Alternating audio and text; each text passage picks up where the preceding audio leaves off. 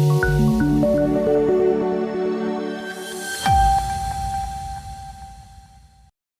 અને નેપાળે ભૂકંપ પછીના પુનર્નિર્માણ પ્રોજેક્ટ્સની પ્રગતિની સમીક્ષા કરી.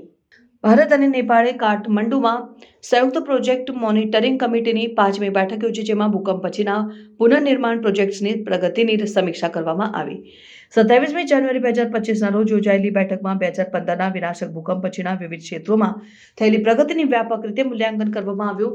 ભૂકંપ પછી ભારતે નેપાળમાં પુનર્નિર્માણ પ્રયાસો માટે $250 મિલિયનની ગ્રાન્ટ સહાયતા આપવાનો પ્રતિબદ્ધતા વ્યક્ત કરી હતી.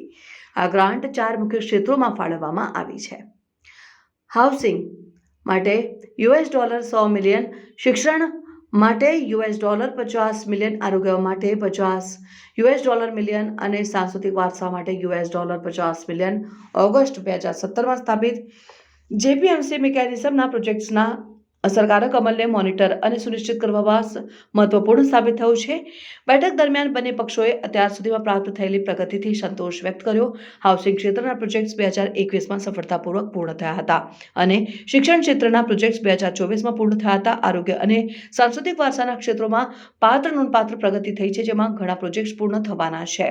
ભારતીય પ્રતિનિધિમંડળ, જેનું નેતૃત્વ વિદેશ મંત્રાલયના અતિરિક્ત સચિવ મુનુ મહાવર દ્વારા કરવામાં આવ્યું હતું, અને નેપાળી પ્રતિનિધિમંડળ, જેનું નેતૃત્વ શહેરી વિકાસ મંત્રાલયના સંયુક્ત સચિવ પદ્મ કુમાર મૈનાલી દ્વારા કરવામાં આવ્યું હતું, તેમણે આ પ્રોજેક્ટ્સના સામાજિક આર્થિક લાભોને હાઇલાઇટ કર્યા હતા. તેમણે રોજગાર પેદા કરવા અને દૂરના વિસ્તારોમાં આરોગ્ય અને શિક્ષણ સેવાઓના વિસ્તરણ પરના સકારાત્મક પ્રભાવને ભારપૂર્વક જણાવ્યું.